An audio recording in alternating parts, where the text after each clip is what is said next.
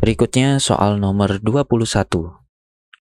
Tabel berikut menunjukkan 3 senyawa yang berpotensi sebagai bahan bakar alternatif. Urutan senyawa berdasarkan nilai energi pembakaran per satuan volume adalah titik-titik. Caranya bagaimana? Nah, teman-teman, di soal ini ditanyakan urutan nilai energi pembakaran per satuan volume. Nah, sementara data yang dikasih di tabel adalah nilai entalpi pembakaran yang dinyatakan dalam nilai kalornya per 1 mol dari senyawanya. Berarti kita harus ubah nilai entalpi pembakaran ini supaya jadi nilai energi yang satuannya dalam kilojoule per liter atau kilojoule per mililiter. Bagaimana cara mengubahnya? Nah, kita harus menghitung nilai E dalam satuan kilojoule per mililiter ya, supaya lebih mudah. Kita punya delta H dalam satuan kilojoule per mol. Supaya per mol ini berubah menjadi per mililiter, yang pertama kita kalikan dulu dengan densitas, karena yang ada satuan mililiter densitas dan mililiternya sudah di bawah. Densitas satuannya gram per mililiter. Nah, nanti akan ada satuan gram sama mol. Untuk menghilangkan satuan gram sama mol, maka kita bisa bagi dengan mr. Gram per mol. Sehingga dari hubungan satuan ini nanti gramnya kecoret, molnya juga kecoret. Sehingga untuk menghitung nilai energi pembakaran per satuan volume, rumusnya adalah delta Hc kali densitas dibagi mr senyawa masing-masing. Nah, teman-teman bisa hitung nilai mr senyawa masing-masing. Teman-teman bisa cek di tabel periodik unsur. Ar karbon itu 12, Ar hidrogen 1, Ar oksigen 16, Ar nitrogen 14. Nah, teman-teman bisa hitung mr masing-masing dan kemudian bisa dihitung nilai energi masing-masing. Setelah teman-teman hitung, nanti hasil perhitungan dari ketiga senyawa tersebut ditunjukkan di tabel berikut. Nah, untuk etanol mr-nya 46, nitroetana mr-nya 75, metilhidrazina mr-nya 46. Nah, kalau kita mengabaikan nilai negatif dari entalpinya, kita hitung nilai mutlaknya, maka energi terbesar itu dimiliki oleh metilhidrazina. Kemudian etanol yang kedua, dan yang ketiga nitroetana. Sehingga urutan nilai energi pembakaran per satuan volume dari ketiga senyawa tersebut, yang pertama, yang paling rendah adalah nitroetana, kemudian etanol, kemudian metilhidrazin. Sehingga jawaban yang paling tepat untuk soal nomor 21 adalah yang B. Sangat mudah bukan? Nah, itu pembahasan untuk soal nomor 21. Berikutnya soal nomor 22. Larutan jenuh yang akan memiliki konsentrasi Ag+ paling tinggi adalah titik-titik. Caranya bagaimana? Nah, teman-teman, kita bisa lihat dari kelima pilihan jawaban senyawa A sampai E di sini. Di sini semua senyawa dari Ag. Yang berbeda adalah jumlah Ag-nya, ada yang 1, 2, ada yang 3. Di sini semua senyawa. Nah, kita bisa tuliskan rumus umumnya berupa Ag X B. Dengan X ini jumlah dari Ag dan muatan dari anion B. B-nya sebagai anion.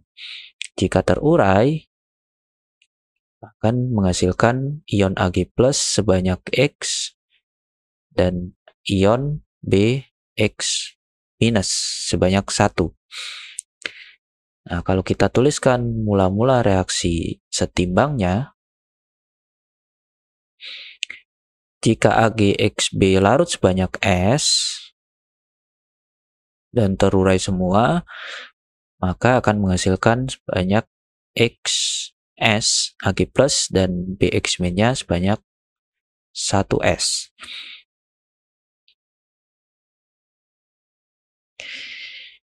Kemudian kita bisa tuliskan persamaan KSP-nya. KSP sama dengan konsentrasi Ag+ pangkat koefisiennya yaitu X kali konsentrasi Bx minus pangkat koefisiennya 1.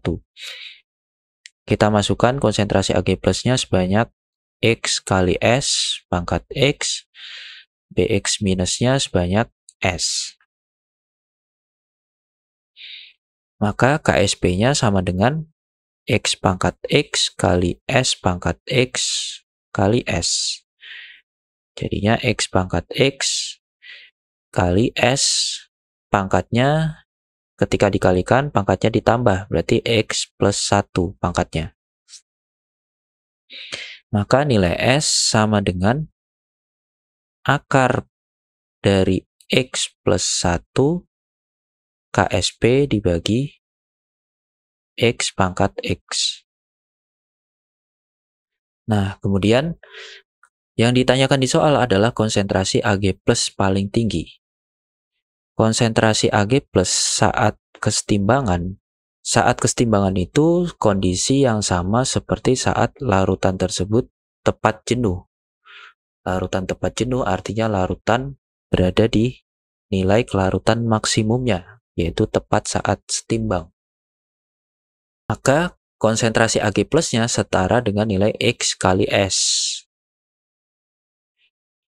S-nya kita bisa substitusi dari persamaan sebelumnya, berarti jadinya X kali akar X plus 1 dari KSP per X pangkat X. Nah, ini rumus untuk menghitung konsentrasi Ag+ dari kelima senyawa tersebut. Dengan nilai X-nya adalah jumlah dari Ag di rumus kimianya. Nah, teman-teman bisa hitung dari kelima senyawa tersebut. Jika kita hitung, hasilnya bisa ditunjukkan di tabel berikut. Untuk AgCl, X-nya 1, Ag2CO3, X-nya 2, Ag3PO4, X-nya 3, dan seterusnya. Jika kita hitung nilainya dari kelima senyawa tersebut, yang menghasilkan konsentrasi Ag+ paling besar adalah senyawa Ag2CO3, nilainya 2,53 kali 10 pangkat min 4 molar. Maka jawaban yang tepat untuk soal nomor 22 ini adalah yang B. Larutan yang menghasilkan konsentrasi Ag+ paling tinggi yaitu larutan Ag2CO3. Sangat mudah bukan? Nah, itu pembahasan untuk soal nomor 22. Jika teman-teman ada yang mau ditanyakan, silakan bisa ditanyakan di kolom komentar. Berikutnya soal nomor 23. Dua buah padatan dalam suatu wadah terdekomposisi sesuai dengan reaksi kesetimbangan berikut. Tekanan total dari campuran gas dalam wadah pada keadaan setimbang adalah titik-titik. Caranya bagaimana? Nah, teman-teman di sini koreksi terlebih dahulu. Di fasa dari Y ini harusnya solid, bukan aqueous. Sesuai yang dimaksud di soal, dua padatan yang dimaksud adalah X sama Y. Nah, kedua padatan ini terdekomposisi di satu wadah yang sama. Berarti senyawa B yang dihasilkan dari reaksi X dan juga Y ini senyawa yang sama, bercampur. Dan pada saat kesetimbangan, tekanan gas B itu sama dari reaksi yang pertama dan kedua harus sama karena di wadah yang sama. Nah, untuk mengerjakan soal ini, yang pertama kita tuliskan terlebih dahulu persamaan Kp untuk reaksi 1. Di sini yang berfasa gas cuma A sama B, berarti Kp sama dengan P dari A pangkat koefisiennya 1 kali P dari B pangkat koefisiennya 2. Persamaan Kp2 sama dengan P dari B pangkat koefisiennya 2 kali P dari C pangkat koefisiennya 1. Kemudian kita bisa misalkan untuk reaksi yang pertama, X terurai menjadi A plus 2B.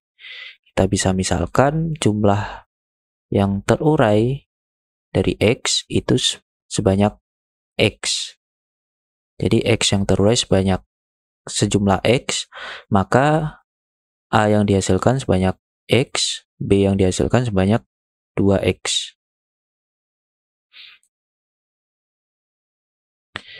Kemudian kita masukkan juga ke persamaan yang kedua. Y terurai menjadi 2B ditambah C.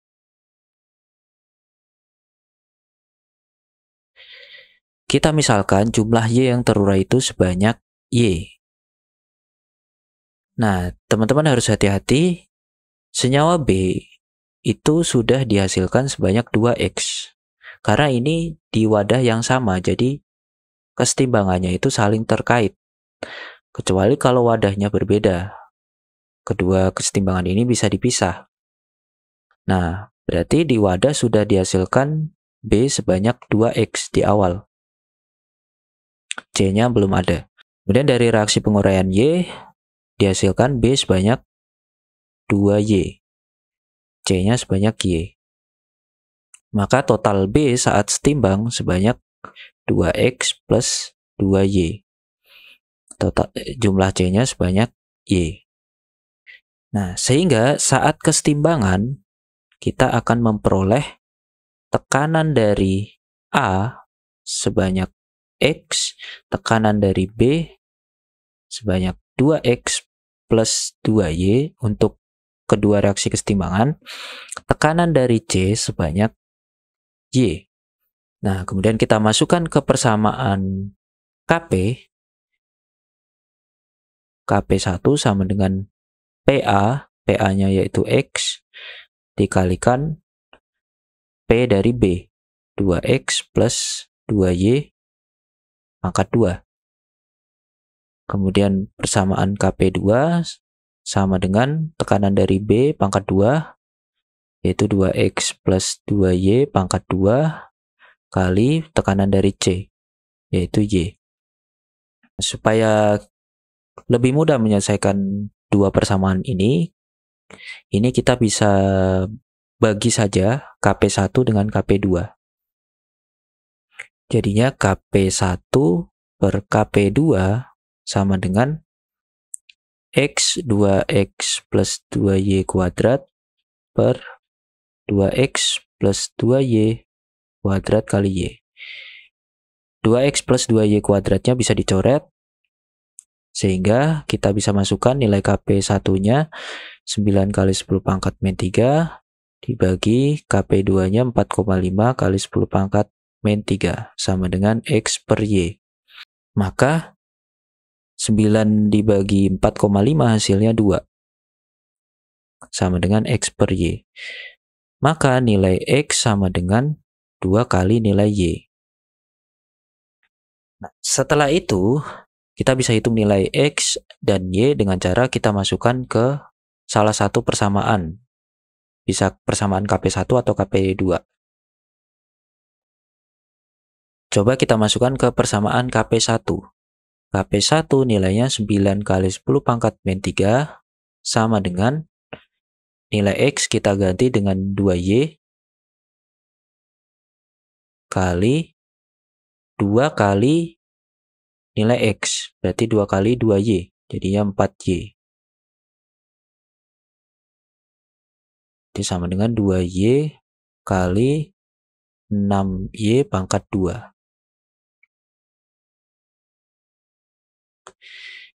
6 pangkat 2 hasilnya 36 kali 2 nilainya 72. Y-nya pangkat 3 totalnya. Maka Y sama dengan akar pangkat 3 dari 9 kali 10 pangkat min 3 dibagi 72. Kita bisa hitung di kalkulator.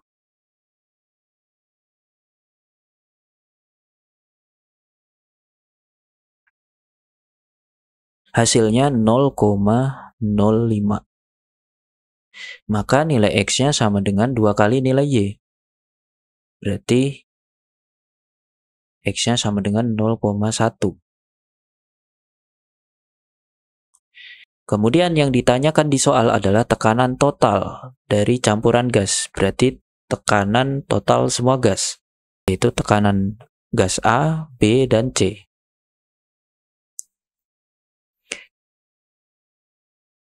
Tekanan total sama dengan tekanan A ditambah tekanan B ditambah tekanan dari C. Tekanan A sama dengan nilai X. Tekanan B nilainya 2X plus 2Y. Tekanan C nilainya Y. Berarti sama dengan 3X plus 3Y. Sama dengan 3 kali 0,1 ditambah 3 kali 0,05. 3 kali 0,1, 0,3 ditambah 3 kali 0,05, 0,15. Hasilnya 0,45 dalam satuan bar. Maka dapat disimpulkan kanan total dari campuran gas tersebut pada keadaan setimbang adalah 0,45 bar. Jawaban yang tepat untuk soal nomor 23 adalah yang A.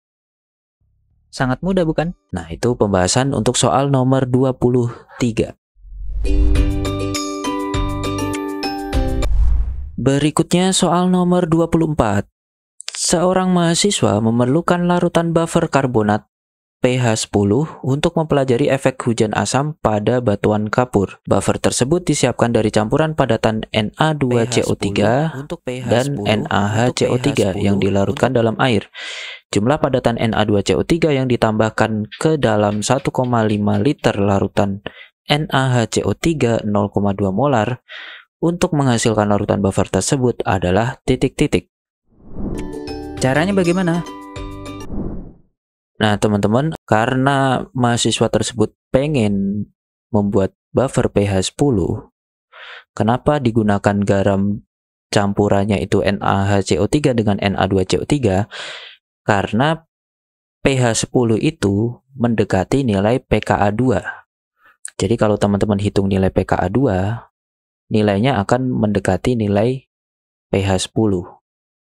Sehingga digunakanlah campuran senyawa garam ini untuk membuat buffer pH 10.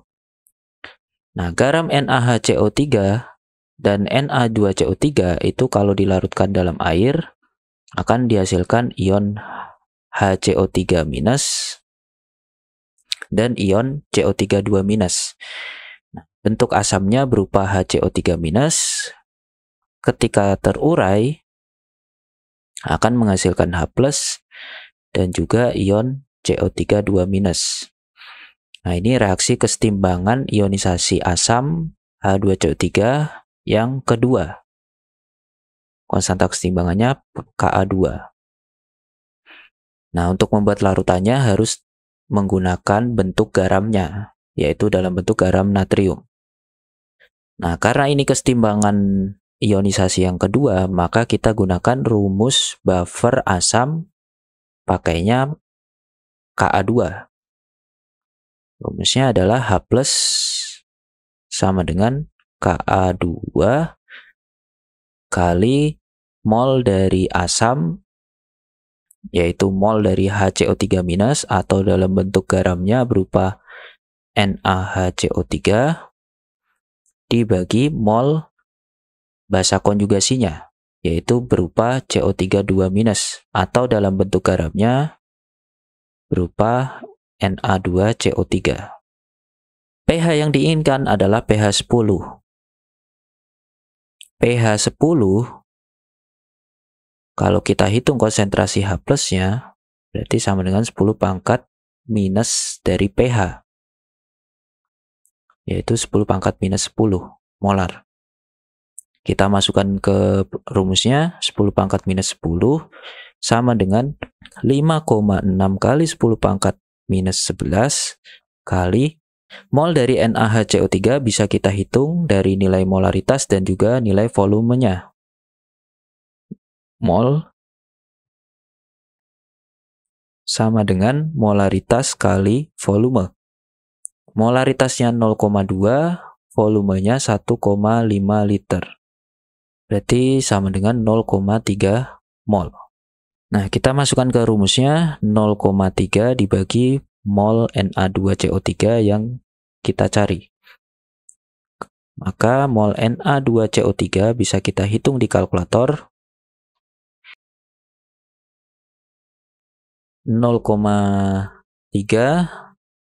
kali 5,6 kali 10 pangkat min 11. Nah, 10 pangkat minus 10-nya ditukar posisinya dengan mol Na2CO3. Berarti di bawah posisinya. 10 pangkat min 10. Hasilnya 0,168 mol. Yang ditanyakan adalah jumlah padatan Na2CO3 dalam satuan gram, berarti nilai masanya. Massa Na2CO3 sama dengan mol kali mR. Molnya 0,168, mR-nya teman-teman bisa cek di tabel periodik unsur, Ar natrium, karbon, dan oksigen. Ar natrium nilainya 23 kali 2 ditambah Ar karbon 12 ditambah Ar oksigen 16 kali 3. Kita bisa hitung di kalkulator.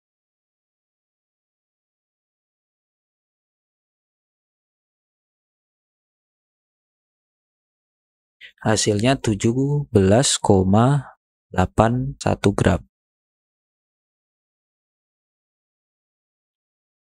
Nah, jawaban yang paling mendekati adalah yang A, 17,88 gram. Sehingga dapat disimpulkan jumlah padatan Na2CO3 yang dibutuhkan untuk menghasilkan buffer pH 10 adalah 17,81 gram. Sehingga jawaban yang tepat untuk soal nomor 24 adalah yang A. Sangat mudah bukan? Nah, itu pembahasan untuk soal nomor 24. Berikutnya soal nomor 25. Struktur Lewis yang paling stabil untuk senyawa dinitrogen monoksida adalah titik-titik. Keterangan pasangan elektron bebas tidak digambarkan. Semua atom memenuhi aturan oktet Lewis. Dikasih 5 struktur. Caranya bagaimana? Nah, teman-teman, dari kelima struktur ini sengaja tidak digambarkan elektron bebasnya, tapi kita bisa mengetahui jumlah elektron bebas setiap atom karena di sini dikasih keterangan semua atom memenuhi aturan oktet. Jadi sesuai hukum oktet, setiap atom di sini hanya punya 8 elektron. Maka kita bisa lengkapi elektron bebas dari setiap atom di sini. Sebagai contoh, di sini nitrogen punya 3 ikatan, berarti sudah punya 6 elektron. Kurang 2 untuk jadi 8. Berarti nitrogen yang kiri ini punya 2 elektron bebas. Nitrogen yang tengah sudah punya 4 ikatan, berarti sudah punya 8 elektron. Oksigen yang kanan baru punya 1 ikatan, sehingga elektronnya baru 2. Supaya jadi 8, berarti kurang 6. Nah, dengan cara yang sama, kita bisa lengkapi elektron bebas untuk semua atom dari kelima struktur ini. Nah, kemudian untuk mengetahui struktur yang paling stabil, aturan yang pertama yang harus teman-teman pertimbangkan adalah atom pusatnya. Struktur yang paling stabil itu ketika atom pusatnya adalah atom yang keelektronegatifannya paling kecil, kecuali hidrogen. Nah, di sini ada atom N sama O. Sesuai kecenderungan periodik keelektronegatifan, unsur di tabel periodik unsur, ketika posisinya semakin di atas, semakin di kanan, keelektronegatifannya akan semakin besar. Nah, karena oksigen posisinya lebih di kanan dari nitrogen, maka keelektronegatifan oksigen lebih tinggi daripada nitrogen. Sehingga yang jadi atom pusat harus yang keelektronegatifannya lebih kecil, yaitu nitrogen. Sehingga struktur yang nomor 3 dan 5 ini sudah pasti salah, karena atom pusatnya oksigen. Kemudian aturan yang kedua, yaitu dari muatan formal. Atom terluar yang keelektronegatifannya lebih tinggi harus punya muatan formal negatif dibandingkan atom yang keelektronegatifannya lebih kecil. Karena sesuai makna keelektronegatifan, yaitu kemampuan suatu atom menarik elektron. Sehingga secara stabil, harusnya yang keelektronegatifannya lebih tinggi memiliki muatan lebih negatif. Nah, bagaimana cara menghitung muatan formal? Muatan formal bisa dihitung, bisa pakai rumus. Muatan formal sama dengan jumlah elektron valensi dikurang jumlah setengah kali elektron ikatan dikurang elektron bebas dibagi 2. Atau bisa juga menggunakan konsep jika jumlah elektronnya melebihi elektron valensi, berarti muatan formalnya negatif. Jika jumlah elektronnya kurang dari jumlah elektron valensi, berarti muatannya positif. Sebagai contoh, nitrogen. Di struktur 1, nitrogen yang kiri, di sini nitrogen seolah-olah di gambar ini punya 5 elektron valensi. 3 dipakai untuk ikatan, 2 jadi elektron bebas. Maka sesuai dengan jumlah elektron valensi nitrogen, yaitu 5. Sehingga muatan formalnya 0. Nitrogen yang tengah seolah-olah cuma punya 4 elektron valensi. Keempat elektronnya dipakai untuk ikatan. Padahal elektron valensi nitrogen itu 5. Berarti di sini nitrogennya kehilangan 1 elektron. Maka muatannya plus 1. Jadi kalau kehilangan elektron, muatannya positif. Kalau kelebihan elektron melebihi elektron valensi, muatannya negatif. Oksigen yang kanan, jumlah elektronnya seolah-olah ada 7. Padahal elektron valensi oksigen itu 6. Berarti kelebihan 1. Maka muatannya min 1. Nah, dengan cara yang sama, teman-teman bisa hitung muatan formal untuk atom lain di struktur 2 dan 4. Nah, setelah teman-teman hitung muatan formal setiap atom di struktur 1, 2, dan 4, kita gunakan aturan yang kedua tadi. Oksigen memiliki keelektronegatifan lebih tinggi daripada nitrogen. Harusnya struktur yang paling stabil ketika muatan formal oksigen bernilai negatif. Dari ketiga struktur ini, muatan formal oksigen yang bernilai negatif yaitu dari struktur yang nomor 1. Sehingga struktur Lewis yang paling stabil adalah struktur yang nomor 1. Maka jawaban yang tepat untuk soal nomor 25 ini adalah yang A. Sangat mudah bukan? Itu pembahasan untuk soal nomor 25.